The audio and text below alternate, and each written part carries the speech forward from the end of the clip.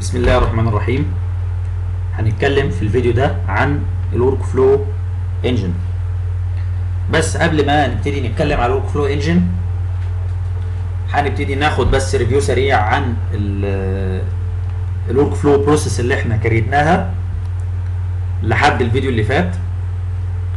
المثال بتاعنا في خلال الكورس ده عبارة عن الفاكيشن ريكويست. ببساطة انا عندي دي الورك فلو بروسيس بتاعتي. المفروض ان بيحصل بشيك على النكست ابروفر. لو في نكست ابروفر او في ابروفر موجود للفاكيشن ريكويست ده، بروح باعت للراجل النكست ابروفر ده ايه؟ فاكيشن بروبوزل. الراجل لو عمل ريجكت خلاص انتهت الايه؟ الورك فلو بالنسبه لي. بس بروح باعت ايه في الاول؟ ايه للراجل الريكوستور؟ ان الفاكيشن ريكويست بتاعك ريجكتد. طب لو الراجل عمل ابروف، يبتدي يشيك اذا كان في نيكست ابروفر ولا لا. وفي الحاله دي انا ليه عامل بالشكل ده؟ عاملها بالشكل ده على اساس ان انا لو انا عندي بيزنس معين وفي ابروفال هيراركي مبني عليه الورك فلو، بهندل الابروفال هيراركي ده فين؟ في البروسيجر اللي مرتبط بالفانكشن اكتيفيتي دي. فانا عاملها بس بشكل دايناميك بالشكل ده، ان هو عندي فاكيشن بروبوزل، الراجل عمل ابروف، بيروح يشيك على النكست ابروفر لحد ما جميع الابروفر ليست كلها تخلص، يبتدي يروح باعت للراجل الريكوستور ان الفاكيشن ريكويست بتاعك ابروفد. طيب حصل ان الفاكيشن ريكويست ده ابروفد، المفروض انه بيروح معدل الايه؟ الفاكيشن سكيدجول او جدول الاجازات بتاع الموظفين. طيب احنا عرفنا في الفاكيشن سكيدجول ده، الفاكيشن سكيدجول ده في تيبل المفروض ان انا بسجل فيه البيانات دي.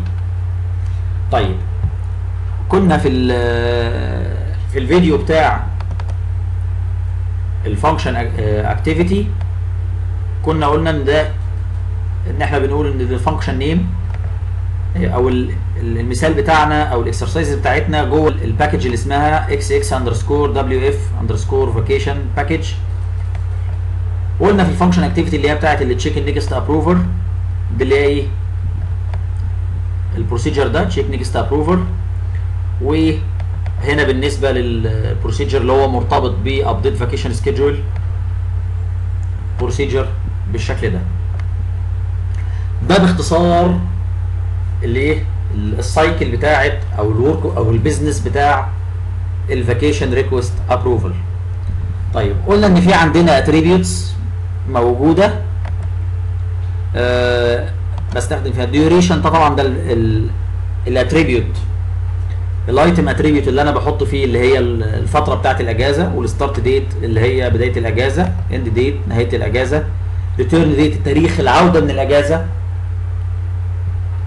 وريكوستور يوزر نيم ده رول اتريبيوت المفروض ان انا بسجل فيه اللي هو الراجل الريكوستور، والكومنتس عشان لو الراجل في الفاكيشن او الراجل اللي مبعوت له اللي هو الفاكيشن بروبوزل او الفاكيشن ريكويست يسجل فيه كومنت لو هو عامل ريجكشن للاجازه مثلا،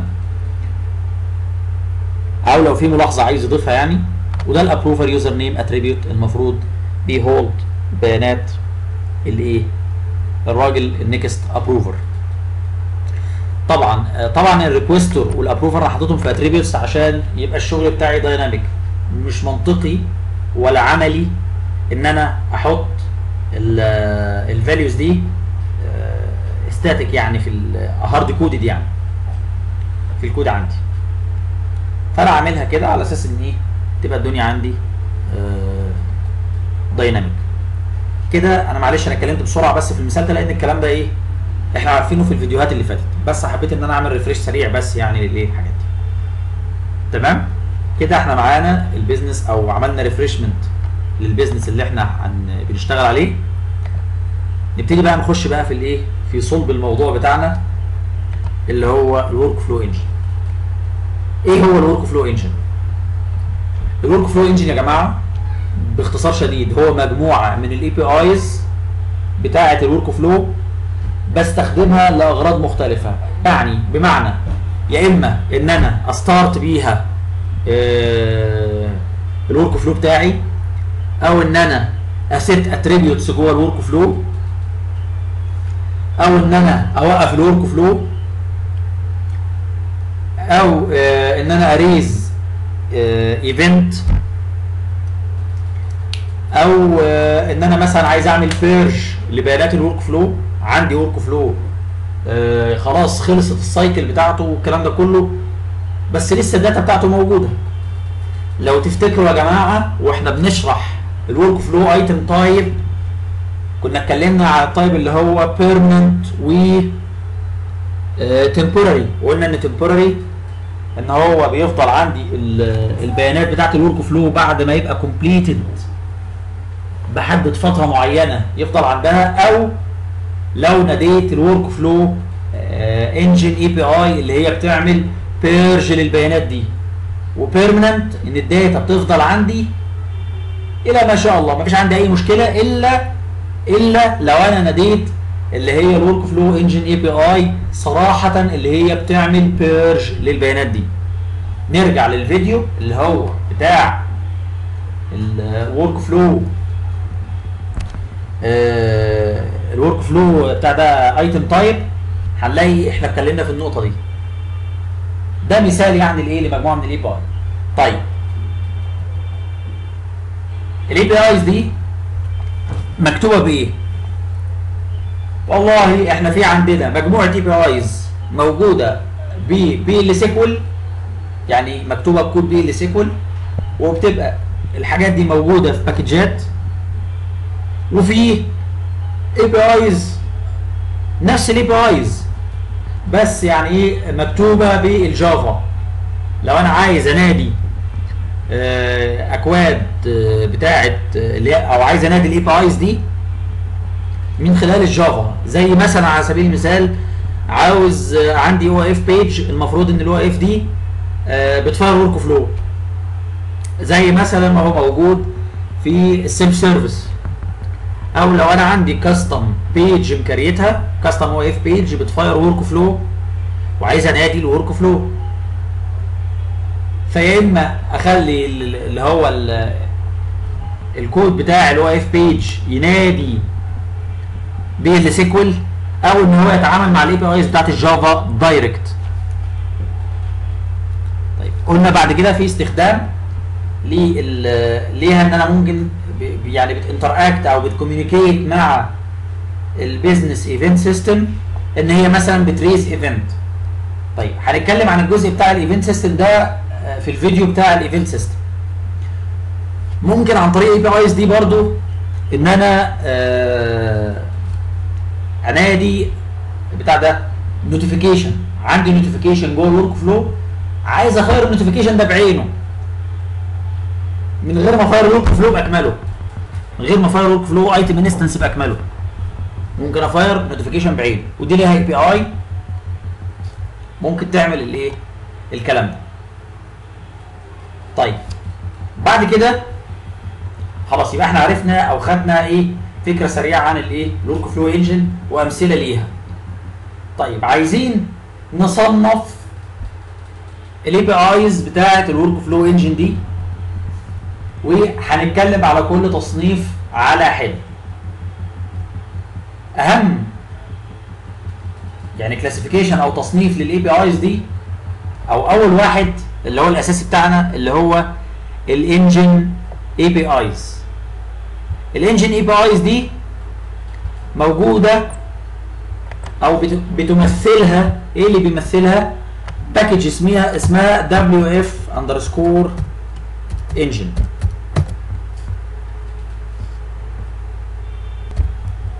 طيب تعالوا نبص عليها كده يا جماعه، اللي هي دي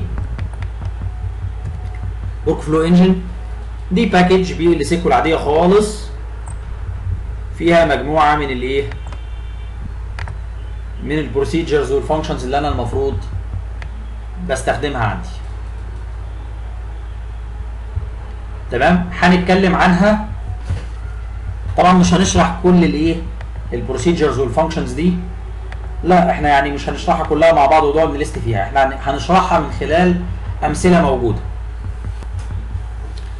طيب اول بروسيجر هنتكلم عنه اللي هو كرييت بروسيس.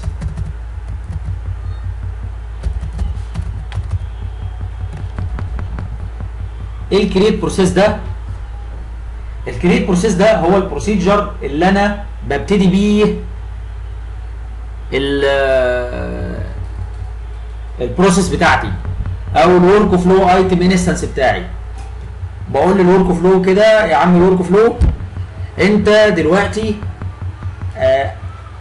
بنعرف لك او بنعمل لك ديكلاريشن لورك فلو ايتم انستنس جديد. احنا قلنا ان الورك فلو ايتم بيتميز بحاجتين، الايتم تايب والايتم كي، دول يعتبروا الايدنتيفاير بتاعه.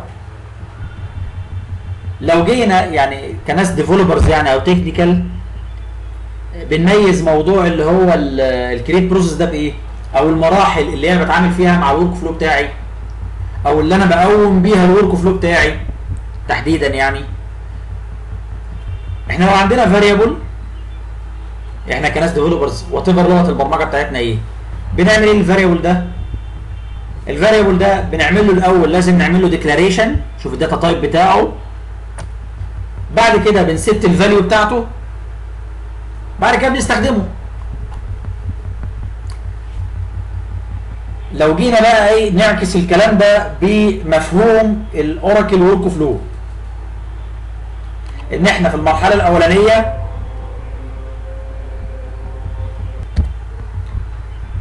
بنروح بنعمل الاول ايه؟ بنعمل ديكلاريشن، بنعرف الورك فلو بتاعنا ان احنا بنكريت بروسيس جديده.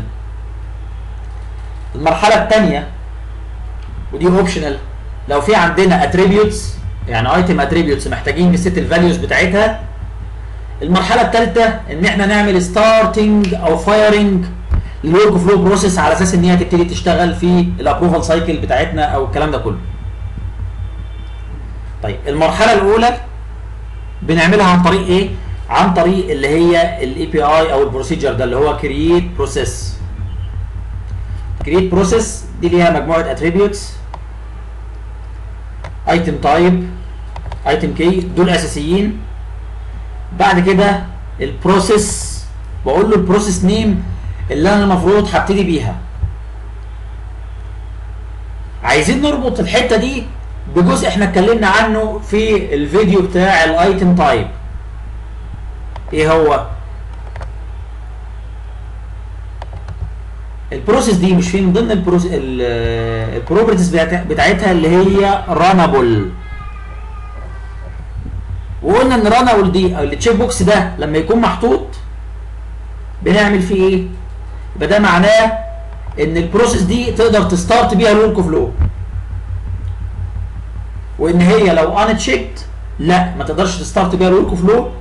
بس دي معناها ان دي سب بروسيس انت تقدر او انت بتناديها من خلال بروسيس ثانيه.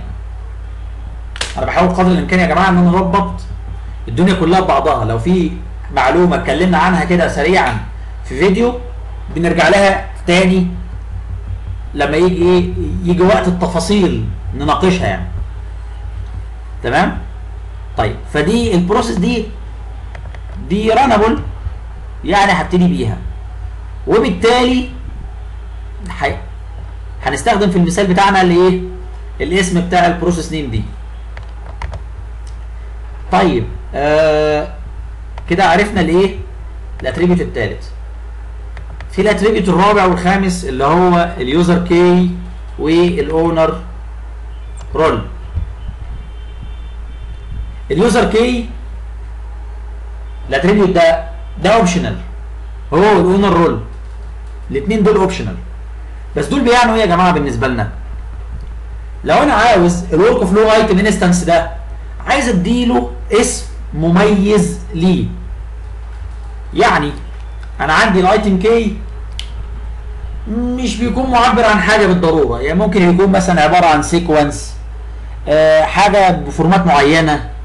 يعني مثلا يكون له فورمات معين، مثلا عايز تقول له مثلا سيكونس اندرسكور مثلا اي حاجه، مثلا فاك مثلا، انت عايز تقول له فاك اندرسكور سيكونس معين، لان الايتم كي ده كاركتر بس مش بيبقى معبر عن حاجه. انا عايز ادي للورك فلو ايتم انستنس ده حاجه مميزه او يوزر فريندلي نيم شويه، فممكن اعرفها فين؟ في اليوزر كي.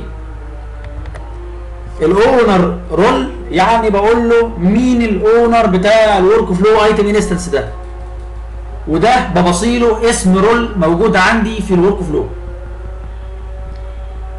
الرول دي طبعا لازم تكون متسجله فين؟ في التيبلز بتاعه الدايركتوري سيرفيس تيبلز اللي احنا اتكلمنا عنها، اللي هي ايه؟ WF اندرسكور رولز. اوكي يا جماعه؟ طيب دلوقتي يا جماعه دي ببساطه اللي هي الارجيومنتس او الاتريبيوتس، البارامترز بتاعت الكرييت بروسيس اي بي اي. طيب اللي احنا شايفينه ده دلوقتي ده انونيموس بلوك، يعني عن طريقه هفاير الورك فلو بروسيس بتاعتنا. طيب مبدئيا الورك فلو بروسيس دي انا كده مسيفها كفلات فايل، عايز اسيفها على داتابيز، بروح اعمل ايه؟ فايل سيف از، واروح قايل له داتابيز، واروح مبصيله اللي هي الايه؟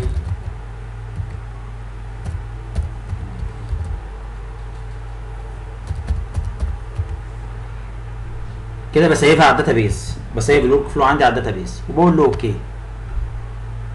كده تسيف الايه؟ الورك فلو بتاعي عندي على الداتابيز. طيب يتوقع بقى اللي هي الخطوه ان انا هتعامل مع الورك فلو بتاعي عشان ان انا اقومه او اعمل له ستارتنج يعني. فانا هنا عرفت مجموعه من الفاريبلز، يعني انا طبعا عامل الانونيموس بلوك ده بس لغرض التريننج يعني. فانا عشان كده معرف الحاجات دي كاتريبيوتس او كفاريبلز عندي هنا، على اساس ان انا بعد كده بروح مستخدم الكونتنت بتاعهم في خلال الكود بتاعي، بس كل اللي انا بعمله ان انا بعدل بس في الايه؟ في الفاليوز بتاعت الاتريبيوتس دي، ما اضطرش ان انا اعدل في كل الكود بتاعي. طيب فبقول له الايتم تايب، للايتم تايب او الاتريبيوت ده اللي هو بستخدم طبعا قلنا ايه؟ اللي هو internal name، وقلنا ان الانترنال نيم هو ده اللي ايه؟ الانترنال نيم ده هو اللي ايه؟ اللي انا بتعامل معاه في الشغل بتاعي. بقول له هنا، عرفته هنا اهو، وبعد كده الايتم كي. طيب الايتم كي بقى يا جماعه، يعني الناس او يعني كل واحد له دماغ في موضوع اللي هو تعريف الايتم كي. يعني كديفلوبر لما يكون انت عندك كاستم ورك فلو وعايز تبقى في طريقه او تعرف طريقه ان انت تستخدم بيها الايه؟ او تكريت بيها ايتم كي. الطريقه الاشهر ان انت بتعرف سيكونس عندك على الداتابيز وتجنريت النكست، يعني تجنريت الفاليوز منه، وبالتالي انت بتضمن ان ما يحصلش فيه تكرار. دي طريقه. في طريقه ثانيه زي دي كده، طبعا الطريقه الاولانيه هي ايه؟ هي الافضل يعني، لان انت كده بتضمن ما يحصلش فيه تكرار. الطريقه الثانيه اللي هو بستخدم اللي هو الايه؟ بستخدم سيكونس انا ضامن الى حد كبير انه ما يحصلش تكرار، او اجيب فاليوز ضامن الى حد كبير ان هي ما تتكررش. هنا مستخدم الايه؟ السيستم تايم ستامب، ومحولها لكاركتر بالشكل ده DDMM 4R HH 24 MI SS FF دي اختصار اللي هو الايه؟ الفراكشن نفسه. طبعا انتوا عارفين ان السيستم تايم ستامب بيجيب لك اللي هو الديت تايم بالاضافه للفراكشن نفسه بتاع الايه؟ بتاع التايم. فانا بقول له جيب الكرنت date time with the current fraction of time. فطبعا دي يعني وجود ان يعني حته التكرار دي هتبقى 1 في 10,000 مليار ولا حاجه يعني. وانا عرفت الفاريبلز اللي فيها الايه؟ هيبقى فيها الفاليوز بتاعت الايه؟ الاتريبيوتس، عشان لما اجي اسيت الاتريبيوتس عندي استخدمها من الفاريبلز دي. فبقول له الريكويستور اللي هو اوبريشنز. اوبريشنز ده مرتبط بموظف اسمه ستوك بات. طيب الستارت ديت، فانا معرف تاريخ اهو مثلا 1/6/2015، والاند ديت من 4/6/2015، والريتيرن ديت 5/6/2015، وده الديوريشن اللي هي فتره الايه، اللي هي عدد الايام يعني. طيب الخطوه الاولى ان احنا بنروح عاملين ايه؟ كرييت بروسيس. ان انا بقول له طبعا الايتم تايب اللي الايتم تايب ده، والايتم كي اللي انا عملت له تكرار. وبكرر في الحته دي يا جماعه تاني، نحرص ان الايتم كي ما يحصلوش تكرار، لان انا لو عرفت ورك فلو بروسيس وجيت تكرر الايتم تايب والايتم كي حصل فيه دوبليكيشن، بيضرب لك ايرور ما بيشتغلش. ودي البروسيس نيم اللي هو الشورت نيم بتاع البروسيس دي، اللي هي دي اللي احنا نعملها. وقلنا ان لازم تكون البروسيس دي ايه؟ رانابل. انا طبعا تعاملي كله بيكون مع الانترنال نيم. بكررها يا جماعه لان ده خطأ شائع، ان في بعض الناس المبتدئين بيقعوا في الخطأ ده.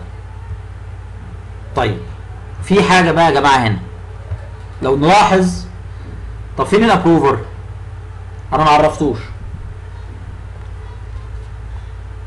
او انا ما عملتش، مش ما عرفتوش، اسف، ما عملتلوش سيتنج للفاليو بتاعته. ليه؟ لان انا هسيت الفاليو بتاعته في الران تايم بس. دي اللي هي المانداتوري اتريبيوتس اللي المفروض ان انا هعرفها. طبعا دي مش اتريبيوتس دلوقتي، دي فاريبلز عاديه خالص بي ال سيكوال احنا عارفينها. لكن الحته الاولانيه هنشوف احنا هنعرفها فين او هنسيت الاتريبيوتس فين. بس دي الفاليوز اللي انا محتاجها مبدئيا قبل ما افاير الورك فلو بتاعي، لازم تكون موجود معايا، لازم تكون موجوده معايا. طيب كرييت بروسيس، لما انا انادي الكود ده بيحصل ايه؟ انا كده عرفت الورك فلو على البروسيس الجديده اللي انا هعمل لها فايرنج، او الورك فلو ايتم انستنس الجديد اللي انا هكريته. وده الايتم تايب بتاعه، ده الايتم كي، ودي البروسيس اللي انا هبتدي بيها. وده انا عرفت له يوزر كي، سميته مثلا انيوال فاكيشن ريكويست. وبعدين قلنا الاونر بتاع الايه؟ الاونر رول بتاع الايه؟ الورك فلو ايتم انستنس ده. طيب كده ده اسم يوزر فريندلي شويه. كده انا كريت البروسيس بس ما لسه ما عملتش فاير ليها. دي البدايه. طيب الخطوه اللي بعد كده، يبقى قلنا رقم واحد ان احنا كريتنا بروسيس. الخطوه الجايه ان احنا بنعرف الاتريبيوتس بتاعتنا في السيستم. طيب انا جهزت الفاريبلز اللي المفروض عن طريقها هنستخدمها في الاي بي ايز، اللي عن طريقها هنست الايه؟ الايتم اتريبيوتس بتاعتنا. طيب بنست الايتم اتريبيوتس بتاعتنا عن طريق ايه؟ عن طريق الاي بي اي اسمها سيت ايتم اتر، اللي هي اختصار اتريبيوت يعني. واللي بعد كده بقى يكون بقى حسب الايه؟ حسب الداتا تايب بتاع بتاع ده الايتم اتريبيوت بتاعي. يعني يفهم من هذا الكلام ان في عندنا سيت ايتم اتر تكست، ودي عشان نسيت فيها الفاليوز بتاعت الاتريبيوتس اللي هي من نوع تكست او من نوع رول او من نوع لوك اب. تمام؟ الاي بي اي الثانيه اللي هي سيت ايتم اتر نمبر، ودي بنست فيها الفاليوز بتاعت الاتريبيوتس اللي من نوع نمبر. والثالثه اللي هي سيت ايتم اتر اللي هو ايه؟ ديت، ودي انا بست فيها الايتم اتريبيوتس اللي من نوع ديت. طيب برضه في السيت ايتم اتريتكست دي ممكن اسيت فيها فاليو بتاعت اتريبيوت من نوع ايه؟ يو ار ال. المهم ان هي الخلاصه يعني اي حاجه فيها ايه؟ اي حاجه فيها سترينج، يعني سترينج فاليو. يعني في اي بي اي ثانيه اللي هي سيت ايتم ات دوكيومنت، ودي بنستخدمها علشان لو احنا عايزين نعرف الفاليو بتاع اللي هو ايتم اتريبيوت من نوع ايه يا جماعه؟ دوكيومنت. طبعا هنناقش الاي بي اي دي بالتفصيل شويه في الجزء اللي هو او الفيديو اللي هو هيكون بعنوان اللي هو الدوكيومنت اتريبيوتس. بكده يا جماعه دي الاي بي ايز اللي هي المفروض ان انا بست عن طريقها الايه؟ الاتريبيوتس.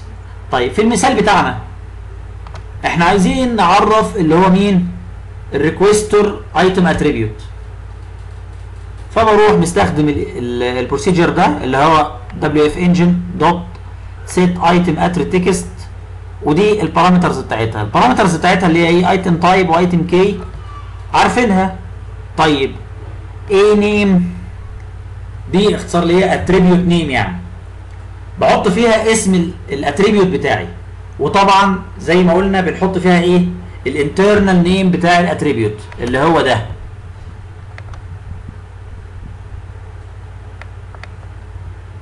اللي هو ده. طب ليه بنحط الريكويستور في اتريبيوت؟ قلنا عشان تبقى الدنيا بشكل دايناميك، وهنستخدمها او هنستخدم الاتريبيوت ده فين؟ في الورك فلو بتاعنا. يعني على سبيل المثال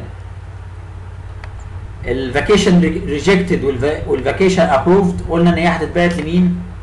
للراجل اللي هو الريكويستور، فاحنا معرفينها في ايتم اتريبيوت عشان تبقى الدنيا دايناميك، مش هنحطها ستاتيك طبعا. طيب بالشكل ده يا جماعه بنقول له ايه؟ ايه نيم؟ بنحط اللي هو الايه؟ الانترنال نيم بتاع الايه؟ الاتريبيوت نفسه. وايه فاليو؟ اللي هي اتريبيوت فاليو. وطبعا بستخدم فيها اللي هو الايه؟ ال ريكويستور فاريبل اللي انا معرفه هنا. وده انا بقول له الريكويستور اللي هو مين؟ الاوبريشنز او ستوك بات، اللي هو اليوزر اللي اسمه ستوك بات، او الموظف اللي اسمه ستوك بات يعني. وده اليوزر اللي هو مرتبط بالموظف ده. طيب بعد كده اللي هو set item at number، نفس الكلام ونفس الاتريبيوتس بالظبط، بس دي النهايه بتاعتها او السفكس بتاعها اللي هو تكست، وده اللي ايه؟ نمبر. وبقول له الاتريبيوت نيم اللي هو فاكيشن ديوريشن اللي هو ده، اللي هو ده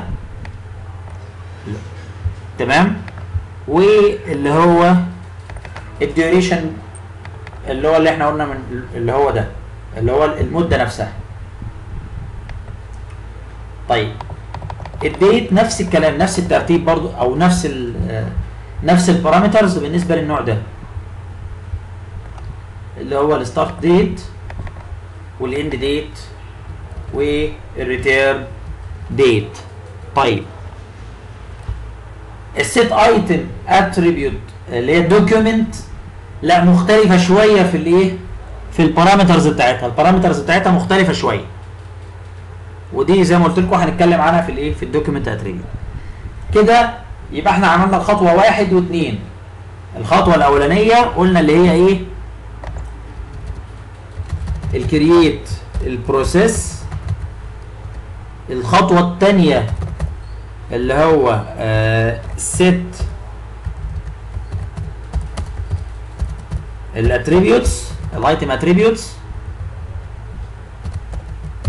ايتم اتريبيوتس.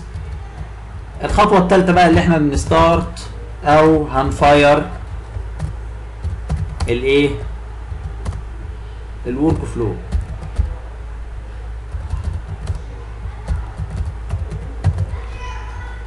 تمام يا جماعه؟ قلنا ان الخطوه دي اوبشنال، لكن براكتيكالي انت بتستخدمها، لان انت مش هتعرف ورك فلو فروم سكراتش كده ومن غير ما ايه؟ في الغالب يعني في 99% من الحالات مش هتعرفها من غير ما تست ايه اتريبيوتس ليه. في الغالب يعني. الا بقى لو انت بتعمل حاجه مثلا ايه دوريه، يعني مثلا على سبيل المثال عايز تشيك، عايز حاجه مثلا تشتغل بشكل دوري او ورك فلو يبعت حاجات بشكل دوري ومش عايز تمرر له اتريبيوتس، او هتعرف الاتريبيوتس في الران تايم عايز تناديها على طول. يعني قلنا مثلا كنا اتكلمنا في حاجه شبه كده، قلنا عايزين مثلا يتبعت نوتيفيكيشن باسماء الموظفين اللي باقي على تعيينهم او اسف اللي باقي على الكونتراكت اند ديت بتاعهم مثلا شهر، فمش محتاج ان انا اعرف اتريبيوتس بعد الخطوه الاولانيه. الخطوه الاولانيه بكريت البروسيس، الخطوه الثانيه محتاج هعمل ايه؟ هعمل ستارت، وكده كده جوه الكود بتاعي هعمل ايه؟ لوبينج، او هعمل الكويريز بتاعتي او الكيرسورز بتاعتي اللي المفروض اللي حجيت الداتا دي في الران تايم. دي مثلا مثال يعني الحاجه ان احنا ممكن ما نستخدمش اللي هي الخطوه رقم 2، لكن في معظم الحالات انت بتست الايه؟ الايتم اتريبيوتس اللي هي اساسيه معاك او اللي انت محتاجها، او ما ينفعش ترن الورك فلو من غيرها، لازم الورك فلو تكون الحاجات دي موجوده معاه. يعني بيانات الاجازه مثلا في المثال ده، بيانات الاجازه هتستارت ازاي من غير ما تحط بيانات الاجازه بتاعتك؟ تمام؟ يبقى متبقي. طيب كده قلنا يا جماعه اللي هي الايه؟ الستارت الورك فلو بروسيس، ودي هنستخدم اللي هي الاي بي اي دي اللي هي ستارت بروسيس، بس بنحط فيها الايتم تايب والايتم كي وشكرا.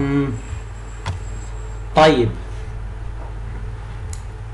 طب احنا كده لحد هنا احنا عملنا ايه؟ فاير للايه؟ للورك فلو بتاعنا. لازم بعد ما ننادي الستارت بروسيس ننادي كوميت ستيتمنت صراحة كده، لازم نناديها صراحة كده.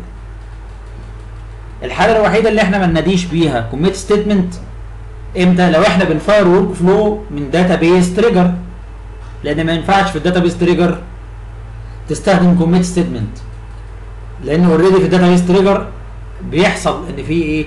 كوميت ستيتمنت.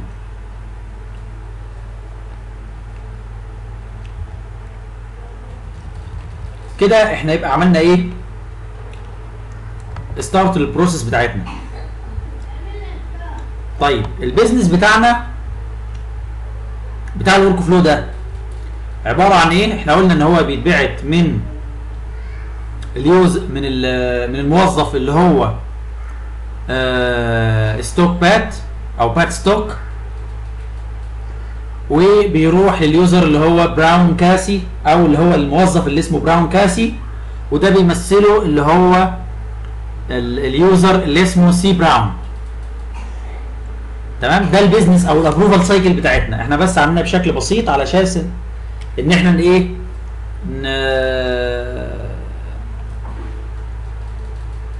نوضح الفكره بتاعتنا او نشوف بس الايه؟ الورك فلو بتاعنا شغال.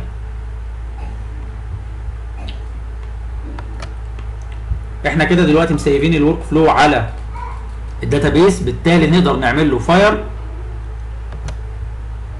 هنحتاج بس ان احنا ايه؟ نرنه، وهنروح عاملين ايه؟ ران للكود بتاعنا، ونبتدي نشوف باليوزر اللي هو براون كاسي او سي براون يوزر. هندخل دلوقتي باليوزر اللي هو براون ونشوف بعت له ولا لا.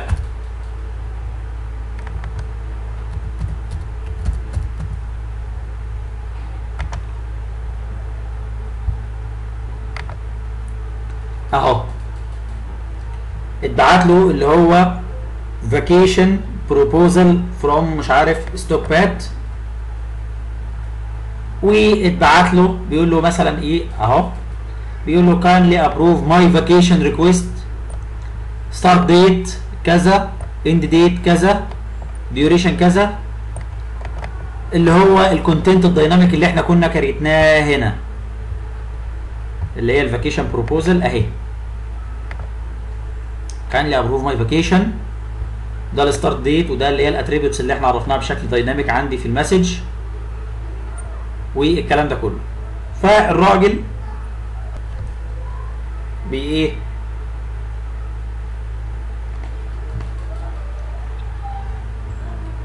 هياخد اللي هو الاكشن ابروف او ريجكت. طبعا ممكن حد يسالني على الباتونز الثانيه اللي هي ري اساين وريكوست انفورميشن، دي هيبقى لها فيديو مستقل يا جماعه، يعني بيتكلم عن البوينت دي. بس مبدئيا هنقول له ابروف.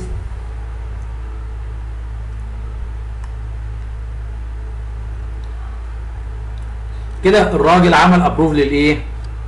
لطلب الاجازه. طيب احنا البيزنس بتاعنا بسيط، بتتبعت لراجل ابروفر واحد بس، فبالتالي دي هترجع بايه؟ لما يجي يروح تاني للتشيك نيكست ابروفر هيرجع له بنو، هيقول له ايه؟ وبالتالي يروح باعت فاكيشن ابروفد. يعني دلوقتي احنا لو دخلنا على اليوزر اللي هو الاساسي اللي هو اوبريشنز، او الريكويستور اللي هو اوبريشنز، المفروض يقول له ايه؟ طبعا الناس اللي شغاله على فيجن انستنس اوبريشنز ده اللي هو الباسورد بتاعته ويلكم، وسي براون اليوزر بتاع الباسورد بتاعته ويلكم باي ديفولت يعني.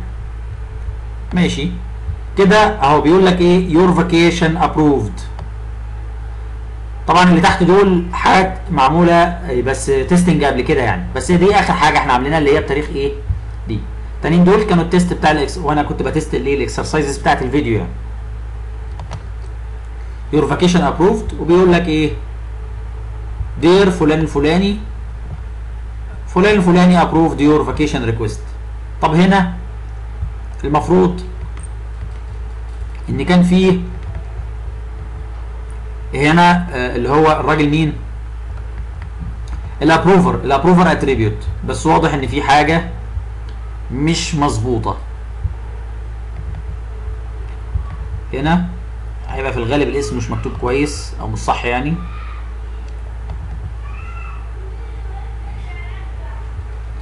ده صحيح.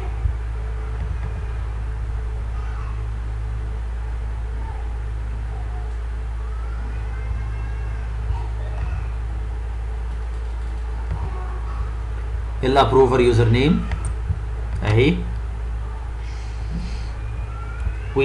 برضه هيبقى نفس الكلام، برضه هيبقى نفس المشكله موجوده في الريجكت اهي.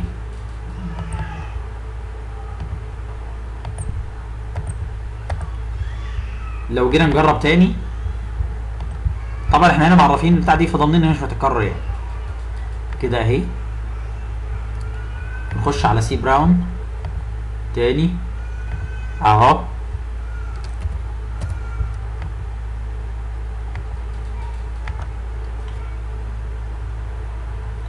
فاكيشن مش عارف ايه فروم ستوك بات اهي. لو بعتناها تاني طبعا نفس الداتا ما غيرتش فيها، بس يعني ايه؟ بس عايزين ايه؟ نشوف بس الدنيا بشكل دايناميك ايه اللي حصل فيها. لوج اوت واوبريشنز، هيروح يقول له ايه؟ فلان الفلاني او اللي هو كاسي براون عمل ابروف اهي. خدتوا بالكم يا جماعه؟ ابروف يور فاكيشن ريكوست. بكده يبقى احنا رنينا الايه؟ الورك فلو بتاعنا بنجاح واشتغل وزي الفل. طيب محتاجين نبص بصه هنا بقى على حاجه، يعني الكاستم ورك فلو اللي احنا عاملينه ده انت ممكن تستخدمه كتمبلت لاي حاجه مستقبليه يعني عندك في شغلك، بس كل اللي انت تعمله بس تعمل تعديلات بسيطه يعني على حسب الايه؟ الحاجه بتاعتك. تشيك نيكست ابروفر احنا قلنا ان دي ان احنا بنبلد فيها الابروفال الابروفال سايكل بتاعتنا، بنهندلها في الكود ده. لو بصينا فيها بس بصه سريعه،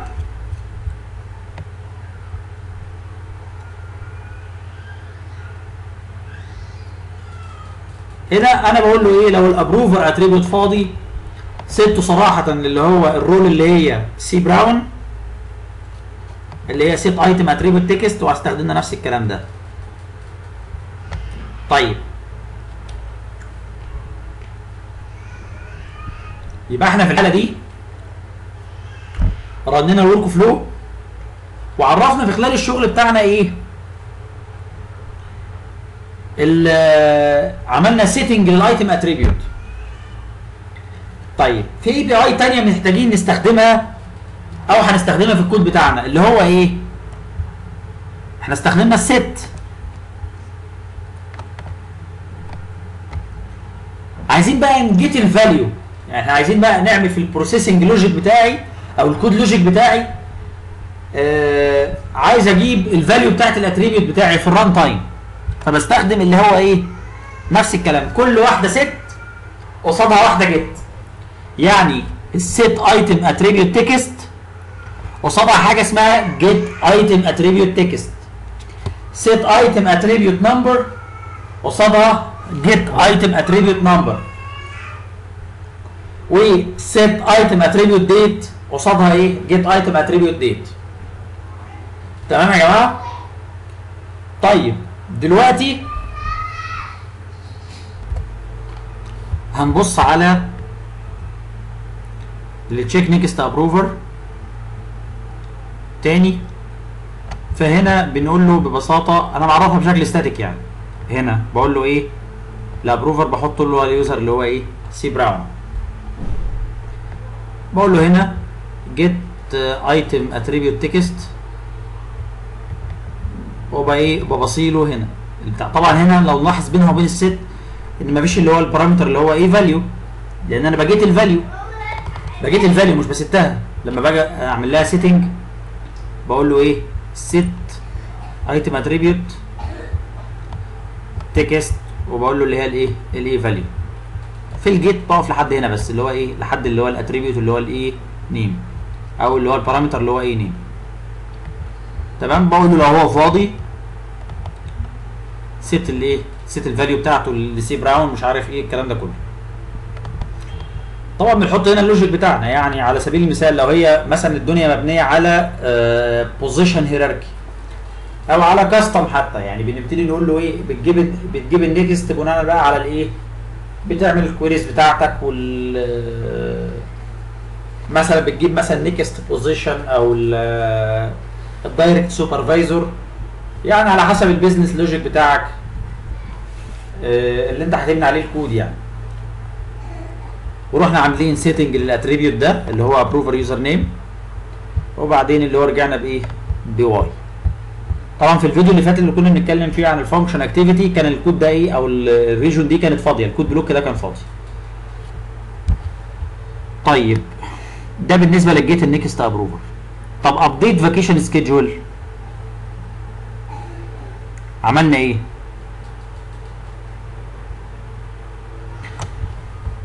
الفاليوز اللي هي بتاعتنا او الايتم اتريبيوت فاليوز دي المفروض ان احنا هنحطها في التيبل اللي اسمه فاكيشن سكيدجول. فانا في الاول استخدمت جيت ايتم اتريبيوت تكست او جيت الايتم اتريبيوت اللي هي بروسيجرز، سواء تكست سواء نمبر سواء غيره، وحطيت اللي هي الايه؟ الحاجات دي جواه اللي هو التيبل اللي هو ابديت اللي هو الجيت اللي هو فاكيشن سكيدجول او xx اندرسكور فاكيشن اندرسكور سكيدجول.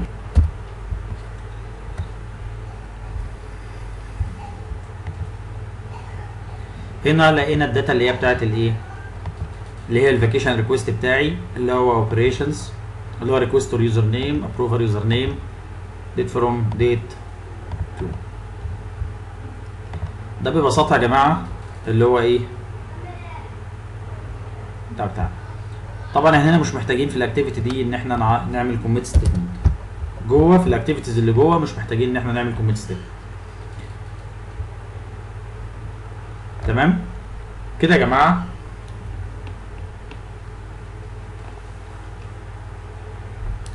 يبقى احنا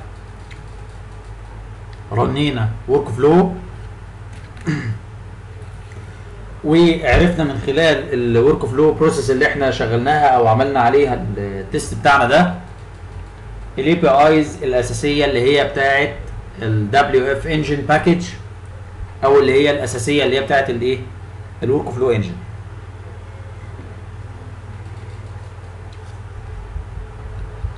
طيب عندنا تاني في مجموعه تانيه من الاي بي ايز.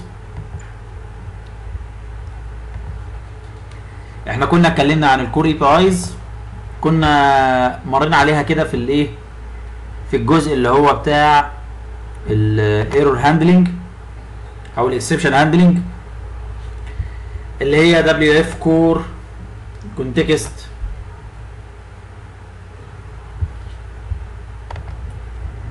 فالمجموعه الثانيه او الكور اي بي ايز موجوده في اللي هي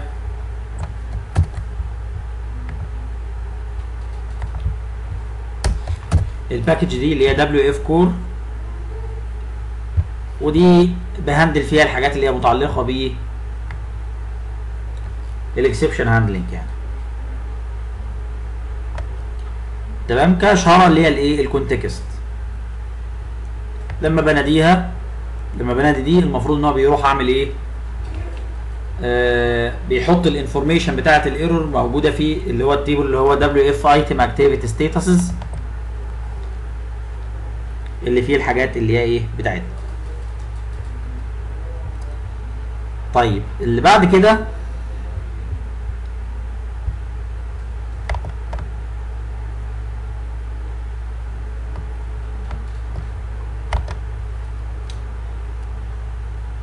اللي هي البيرج اي بي ايز.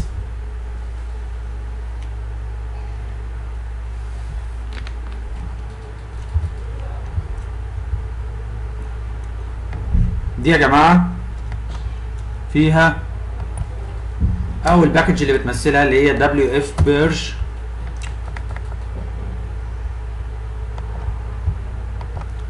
ودي لو بصينا عليها باكج بسيطه خالص.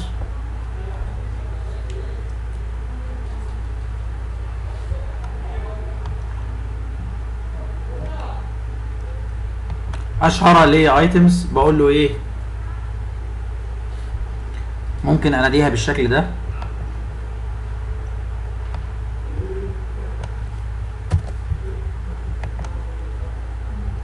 ده في الحالة ان انا عندي ايه؟ الحاجات التانية دي طبعا لها ديفولت فاليوز.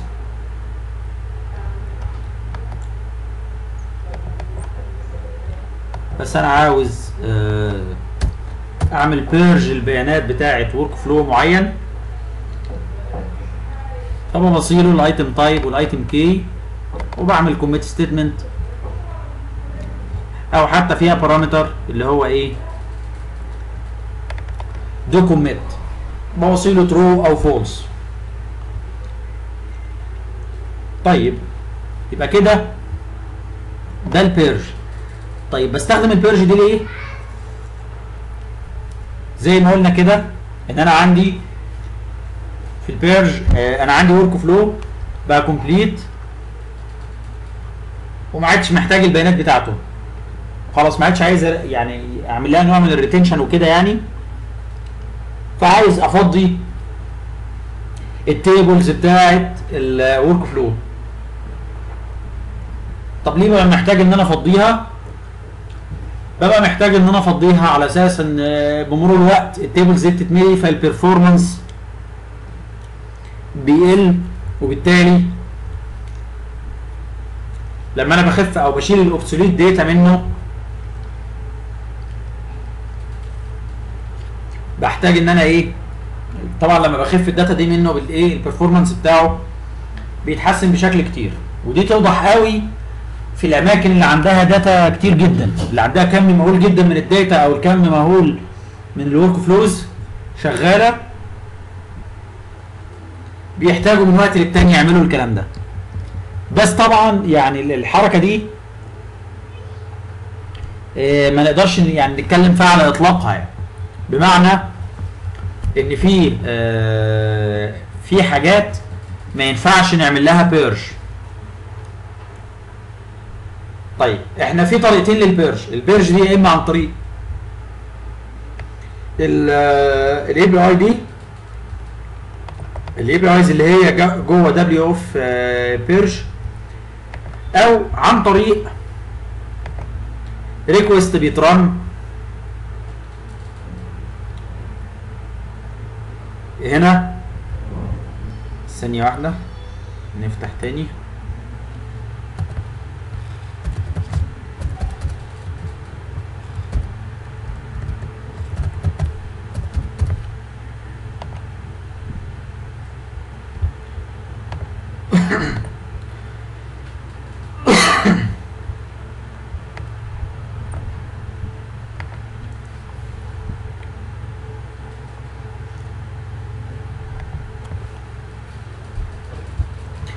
عن طريق الريكوست اللي هو بتاع الورك فلو بيرج،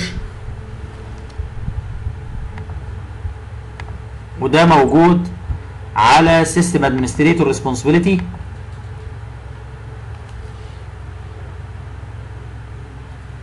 اللي هو ده كنت قلت لكم قبل كده على بيرج ورك فلو اوبسوليت ورك فلو ران تايم داتا.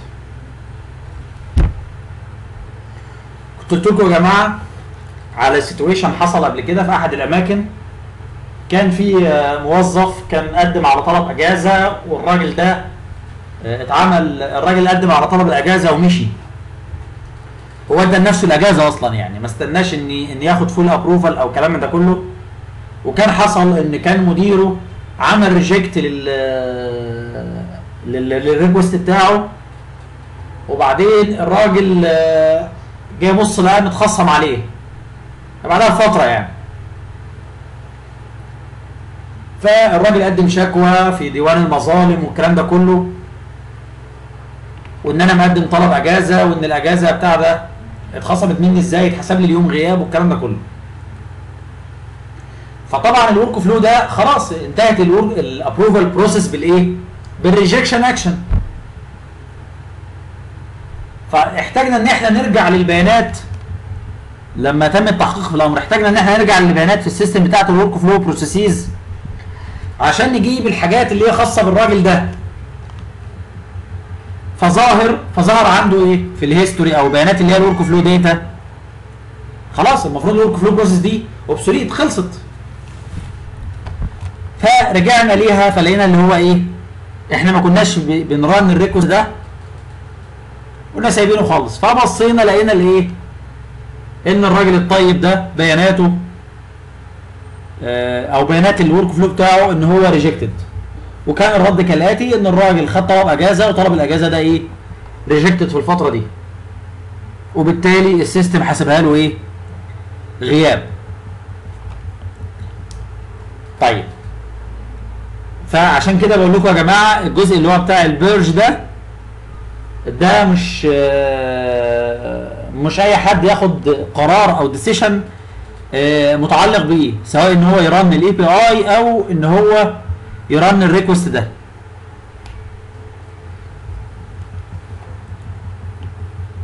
حاجه زي كده في كذا طرف لازم يبقى موجود في الايه، عند اتخاذ قرار زي ده. يجي مثلا الراجل الادمنستريتور، يا جماعه انا حاسس ان في البرفورمانس تقيل في الورك فلو. الورك فلو انجن عندي مش شغال بنفس الايه، الدنيا بطيئه، ومحتاجين ان احنا نفضي الاوبسوليت داتا. فبالتالي طبعا هو لو خد القرار من نفسه يتحمل مسؤوليته. فالحل ان احنا قبل ما نرن الايه، الورك فلو ده، نبتدي نشوف احنا هنحدد احنا هنطير انهي ورك فلو،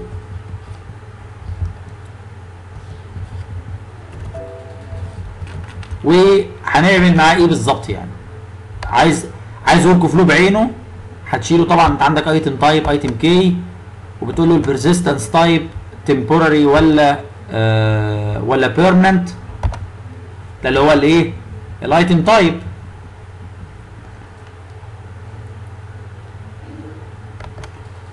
وبتقول له الكور ولا لا، وات وات ايفر يعني الايه دي اللي هي البيانات بتاعت الايه البيرج ريكوست.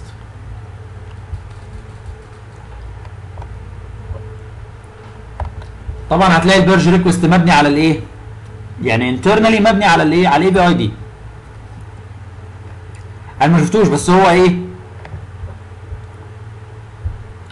يعني اوراكل شغاله شغلها كله اي بي ايز يعني. ده بالنسبه للي هي الايه المجموعه الثالثه من الاي بي ايز اللي هي بتاعه الورك فلو انجن. طيب كده يا جماعه يعني احنا ايه اللي احنا عايزينه بس في المرحله دي خدناه.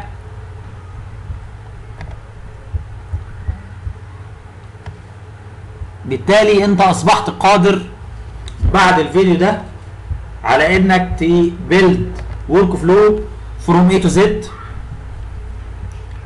وان انت تهندل الشغل المتعلق بيه. هيتبقى بعد كده ان احنا عايزين نمونيتور الورك فلو بروسيس بتاعتي اثناء يعني ايه في اللايف تايم او الران تايم. عايز اشوف الورك فلو بتاعي وصل لفين. على سبيل المثال ان لو حصل في مشكله حصلت عندك والورك فلو بيرن، فمحتاج تشوف المشكله فين، او محتاج تشوف الورك فلو، عايز تتريس، عايز تشوف الورك فلو بتاعك وقف عند فين، استك عند فين، او انت عاوز تعرف الورك فلو واقف. يعني انت بتكسبكت مثلا واحد مقدم طلب اجازه، وانت بتكسبكت ان يكون ايه طلب الاجازه اتوافق عليه وخلص، فانت مش عارف يعني جيت تبص ما حصلش فول ابروفل، وعايز تعرف مثلا الورك فلو بتاعك واقف فين او الابروفل واقف فين مثلا، يعني سواء هو ستك يعني في مشكله مثلا ولا هو واقف عند حد معين والاخ ده مثلا او الابروفر ده راكنه. ده هنناقش الكلام ده فين؟ في الجزء اللي هو بتاع الورك فلو بيجز. ازاي نقدر نمونيتور، ازاي نقدر نتست الورك فلو من خلال الابلكيشن من غير ما نكتب كود، ازاي ان احنا نعرف ايفنت ونعرف السبسكريبشن للايفنتس دي. كل ده موجود فين؟ في الفيديو اللي هو بتاع الورك فلو بيجز. بكده نكون خلصنا الجزء بتاع الورك فلو اي بي ايز. اتمنى تكونوا استفدتوا، واشوفكم على خير ان شاء الله في الفيديو الجاي، والسلام عليكم ورحمة الله وبركاته.